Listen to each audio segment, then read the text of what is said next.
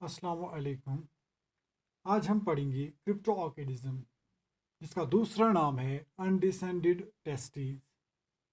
पहले अगर हम बात करेंगे इंट्रायूट्रिन लाइफ की।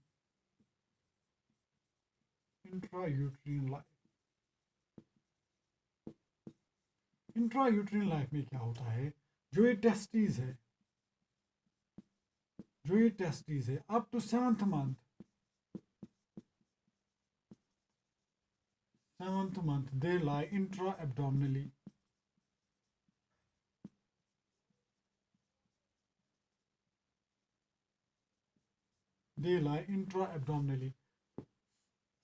सेवन्थ मंथ तक जो टेस्टीज है वो इंट्रा एब्डोमिनल, जो एब्डोमिनल केविटी होती है इस बच्चे की, मेल बेबी की, वो एब्डोमिनल केविटी में रहती है। लेकिन जब एट्थ मंथ और नाइन्थ मंथ जब स्टार्ट होता है, या ना एट्थ नाइन्थ मंथ, जब एट्थ मंथ और नाइन्थ मंथ फीटल लाइफ की होती है, इन 2 महीनों में क्या होता है, जो ये टेस्टीज है ये डिसेंड हो जाते हैं, डिसेंड इन स्क्रोटम। स्क्रोटम में ये डिसेंड हो जाते हैं at the age of 8th to 9th month of intrauterine life. इसमें ये डिसेंड हो जाते हैं, ये नॉर्मल था। 7th मंथ तक ये इंट्रा एब्डोमिनल केविटी में रहता है, लेकिन 8th month and 9th month में क्या होता है, जो ये टेस्टीज है ये डिसेंड हो जाते हैं इनटू द स्क्रोटम केविटी, या स्क्रोटम में ये डिसेंड हो जाते हैं। अगर हम इस कंडीशन की बात करें, क्रिप्टोऑर्किडिज्म की बात करेंगे। क्रिप्टोऑर्किडिज्म में क्या होता है, जो ये टेस्टीज है, इसमें जो टेस्टीज है वो डिसेंड नहीं हो जाते हैं इनटू स्क्रोटम। स्क्रोटम में वो डिसेंड नहीं हो जाते हैं। फेलियर ऑफ वन और both of the testes to descend into the scrotum cavity, it is called as cryptorchidism. इसी कंडीशन को हम बोलते हैं क्रिप्टोऑर्किडिज्म। इसमें क्या होता है, जो टेस्टीज है वो डिसेंड नहीं हो जाते हैं, जो एब्डोमिनल केविटी वहाँ से डिसेंड नहीं हो जाते हैं इनटू द स्क्रोटम। इस कंडीशन को हम बोलते हैं क्रिप्टोऑर्किडिज्म। अगर हम फिर इंसिडेंट्स की बात करेंगे, इंसिडेंट्स जो है, अगर हम इंसिडेंट्स की बात करेंगे, अगर फुल टर्म बेबीज की हम बात करेंगे, फुल टर्म बेबीज में अगर हम इंसिडेंट्स की बात करेंगे, इनमें ये पाया जाता है 3 to 4%।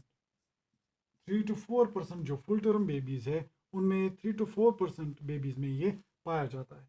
और अगर हम करेंगे प्री टर्म बेबीज की बात, preterm babies preterm babies में क्या होता है, ये प्रेजेंट होता है अप टू 30 to 40%।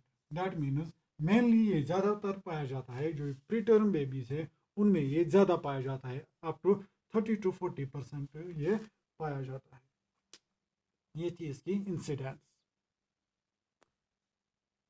इसके बाद आता है कॉजेज और रिस्क फैक्टर्स ऑफ क्रिप्टोऑर्किडिज्म। अगर हम पहले कॉज की बात करेंगे, that is impairment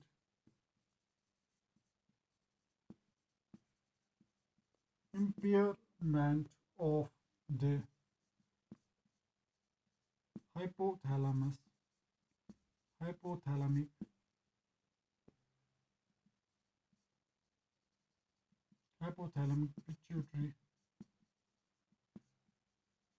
hypothalamic pituitary gonadal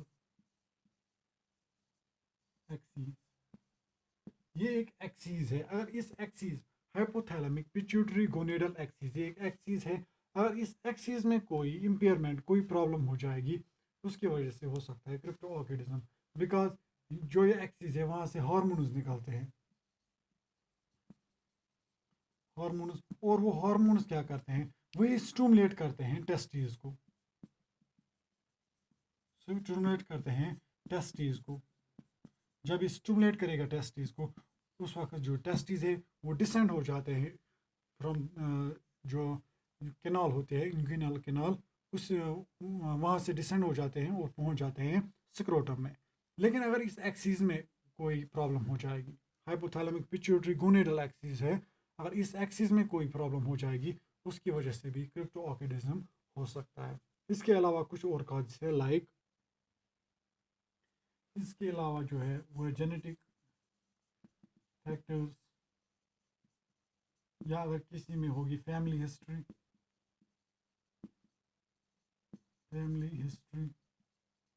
इसकी वजह से भी प्रेजेंट होता है कुछ बच्चों में ये।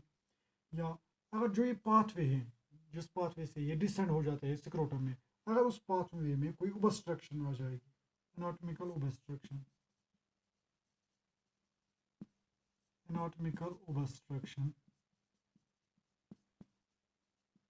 ऑफ द पाथवे,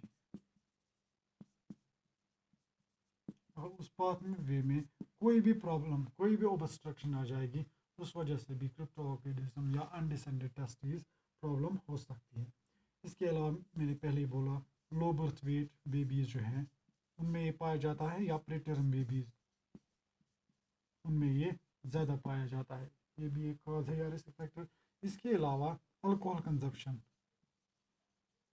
जो मदर है अगर वो अल्कोहल कंजप्शन करेगी ड्यूरिंग प्रेगनेंसी, इस वजह से भी हो सकता है एक बेबी में क्रिप्टोऑर्किडिज्म। या ये थे कुछ कॉजेज और रिस्क फैक्टर्स ऑफ क्रिप्टोऑर्किडिज्म। इसके बाद आता है क्लिनिकल मैनिफेस्टेशंस ऑफ क्रिप्टोऑर्किडिज्म और साइंस एंड सिम्टम्स। जैसे कि पहले ही मैंने बोला, ये यूनिलेटरल भी हो सकता है, यूनिलेटरल और बाइलेटरल। यूनिलेटरल में एक टेस्टिस जो है डिसेंड नहीं हो जाता है, बाइलेटरल में दोनों टेस्टिस डिसेंड नहीं हो जाते स्क्रोटम सैक में। जो मेन क्लिनिकल मैनिफेस्टेशन इसमें है, जो स्क्रोटम है वो एम्पिटी होता है, एम्पिटी स्क्रोटम। मेनली इनमें यही क्लिनिकल मैनिफेस्टेशन पाए जाते हैं, that is empty scrotum, scrotum में टेस्टिस प्रेजेंट नहीं होते हैं। अगर हम इस कंडीशन को जल्दी ठीक नहीं करेंगे, इसकी वजह से क्या होगा, जो ये टेस्टिस, जो ये बेबी है वो स्टेराइल हो सकता है,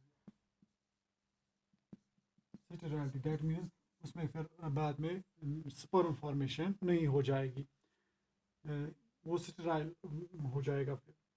इसलिए क्या है, जो ये कंडीशन है ये हमें जल्दी जल्दी ठीक करनी है, सो दैट जो ये, बिकॉज स्टेराइलिटी कैसे हो जाएगी, जो ये टेस्टिस है अगर ये एब्डोमिनल कैविटी में रहेंगे, एब्डोमिनल कैविटी में क्या होता है, जो टेम्परेचर है वो इंक्रीज़ हो जाता है, और जो टेस्टिस की वो सेल्स होते हैं जो स्पर्म प्रोड्यूस करते हैं वो डिजेनरेट हो जाते हैं, फिर वो जो स्पर्म है वो प्रॉपर प्रोडक्शन नहीं हो जाती है उनमें, इसकी वजह से हो जाती है इन पर्सनस में फिर स्टेराइलिटी। जो मैंने बोला इसमें क्लिनिकल मैनिफेस्टेशन, मेन जो clinical manifestation that is empty scrotum. इसके बाद आता है डायग्नोस्टिक इवैल्यूएशन। डायग्नोस्टिक इवैल्यूएशन में सबसे पहले आता है फिजिकल एग्जामिनेशन,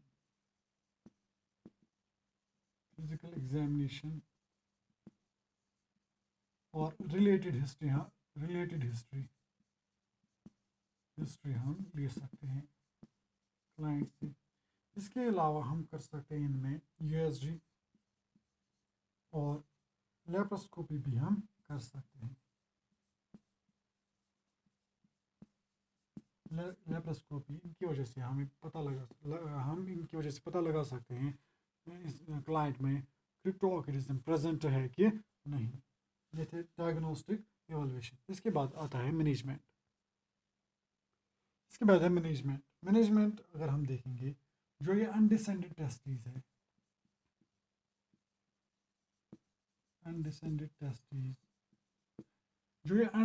टेस्टिस है, मोस्ट केसेस में क्या हो जाता है, मोस्ट केसेस में ये स्पॉन्टेनियस और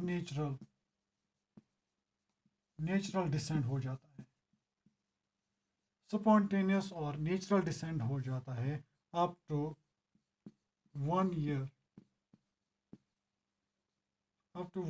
एक साल के अंदर अंदर खुद ब खुद स्पॉन्टेनियसली नेचुरली ये डिसेंड हो जाते हैं। जो ये अनडिसेंडेड टेस्टिस है नेचुरली ये डिसेंड हो जाते हैं मोस्ट केसेस में up to 1 year of age, एक साल तक ये खुद ब खुद डिसेंड हो जाते हैं मोस्ट केसेस में। अगर ये डिसेंड नहीं हो जाएंगे अप टू 1 ईयर, जो इसका बेस्ट टाइम है थेरेपी का, जो बेस्ट टाइम फॉर थेरेपी जो है, बेस्ट टाइम फॉर थेरेपी अगर हम बेस्ट टाइम देखेंगे वो कब है, 1 ईयर टू 2 ईयर, जो ये टाइम पीरियड है, इस टाइम पीरियड में इसका जो ट्रीटमेंट है वो हो जाना चाहिए टू प्रिवेंट फर्दर कॉम्प्लिकेशन। इस पीरियड में हम इसको हमें ट्रीट करना है। बिकॉज अगर हम इस 2 इयर्स के बाद हम सोचेंगे हम 2 इयर्स के बाद करेंगे ट्रीटमेंट, तब तक क्या हो जाएगा, जो ये टेस्टिस की सेल्स है वो डिजनरेट हो जाएंगी, फिर वो नॉर्मल प्रोडक्शन स्पर्म की नहीं हो जाएगी। इस वजह से अगर हम जो ये कॉम्प्लिकेशन इसकी वजह से हो जाती है, अगर हमें उन कॉम्प्लिकेशंस को प्रिवेंट करना है तो हमें जो ये थेरेपी है या ट्रीटमेंट, मेडिकल और सर्जिकल ट्रीटमेंट है, वो हमें देना है during 1 to 2 years of life और 1 to 2 years ऑफ एज। जो इसकी एज होगी 1 to 2 years, उस दौरान हमें ये थेरेपी देनी है इन क्लाइंट्स में। अगर हम अब मेडिकल मैनेजमेंट की बात करेंगे, मेडिकल मैनेजमेंट में हम देते हैं इस कंडीशन में hormonal therapy.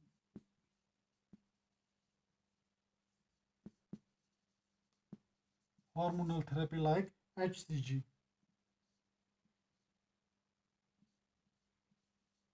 Human Korean gonadotropin जो है यही हार्मोन हम इनमें देते हैं। इससे क्या हो जाता है, जो ये टेस्टिस है वो डिसेंड हो जाते हैं। अगर किसी में हार्मोनल प्रॉब्लम होगी, जैसे कि मैंने पहले ही बोला, अगर किसी में हार्मोनल प्रॉब्लम होगी, इसमें हम देते हैं HCG, human Korean gonadotropin hormone हम देते हैं। और जो ये हार्मोन है ये हेल्प करता है in the descend of the testis from the abdominal cavity through inguinal canal. वहाँ से वो डिसेंड हो जाते हैं इनटू द स्क्रोटम कैविटी। ये है मेडिकल मैनेजमेंट इसका। इसमें हम देते हैं HCG। और एक हार्मोन हम देते हैं luteinizing hormone releasing hormone. Luteinizing hormone releasing hormone जो है ये हार्मोन भी हम दे सकते हैं इन क्लाइंट्स में। ल्यूटिनाइजिंग हार्मोन, रिलीजिंग हार्मोन, ये हार्मोन भी हम दे सकते हैं। ये है इसका मेडिकल मैनेजमेंट। जो मेन ट्रीटमेंट है वो है सर्जरी। सर्जिकल मैनेजमेंट हम तब देते हैं जब हार्मोनल जो थेरेपी है, अगर उससे कंडीशन ठीक नहीं होगी, टेस्टिस डिसेंड नहीं हो जाएंगे, फिर हम देते हैं सर्जिकल मैनेजमेंट। सर्जिकल मैनेजमेंट एक सर्जिकल प्रोसीजर हम इसमें करते हैं, that is orchidopexy. ऑर्चिडोपैक्सी surgical procedure है, यही हम करते हैं। ऑर्चिडोपैक्सी में क्या करते हैं, जो ये टेस्टिस है उनको हम डिसेंड करते हैं, सूचरिंग करते हैं, फिर बाद में स्क्रोटल सैक जो है उसी में पहले हम उनको डिसेंड करते हैं। ये सर्जिकल मैनेज प्रोसीजर है। इससे हम जो टेस्टिस है वो हम लाते हैं back into the scrotal sac और फिक्स करते हैं उन टेस्टिस को स्क्रोटल सैक में। अगर इंजिनल हर्निया प्रेजेंट होगा वो भी हम ट्रीट करते हैं इस कंडीशन में। और हमें प्रॉपर ख्याल रखना पड़ता है इस कंडीशन, इस सर्जरी, ऑपरेटिव सर्जरी के दौरान जो ये टेस्टिकुलर वेसिकल्स है उनमें डैमेज नहीं हो जाना चाहिए, इसमें उसका प्रॉपर ख्याल रखना पड़ता है। जो main surgical procedure that is orchidopexy. Orchidopexy से हम जो टेस्टिस है उनको फिक्स करते हैं इनटू द स्क्रोटल सैक। ये था इसका medical management and surgical management. इसके बाद आता है नर्सिंग मैनेजमेंट। नर्सिंग मैनेजमेंट में आता है pre operative care and post operative care. Pre operative care में हमें जो क्लाइंट है उसको प्रिपेयर करना है, प्रिपरेशन ऑफ द क्लाइंट, उनके पेरेंट्स से कंसेंट लेना है या उनको इमोशनल सपोर्ट देना है पेरेंट्स को इस दौरान, प्रिपरेशन ऑफ द साइट करना है इसमें। और पोस्ट ऑपरेटिव केयर में क्या करना है, क्लाइंट को स्पाइन पोजीशन देनी है, हमें वाइटल्स चेक करने हैं, हमें देखनी है जो सर्जिकल साइट है वहाँ से ब्लीडिंग तो नहीं हो रही है, या पेन मेडिकेशंस देनी है इसमें, या प्रॉपर मॉनिटरिंग करनी है, या एसेप्सिस का मतलब बहुत ख्याल रखना है, सो दैट जो इन्फेक्शन है वो ट्रांसफर नहीं हो जाना चाहिए। हम देख सकते हैं कॉम्प्लिकेशंस या ब्लीडिंग वहाँ से मत ना हो रही है। That is pre operative care and post operative care हम इस क्लाइंट में दे सकते हैं। This was all about cryptorchidism. Thank you very much.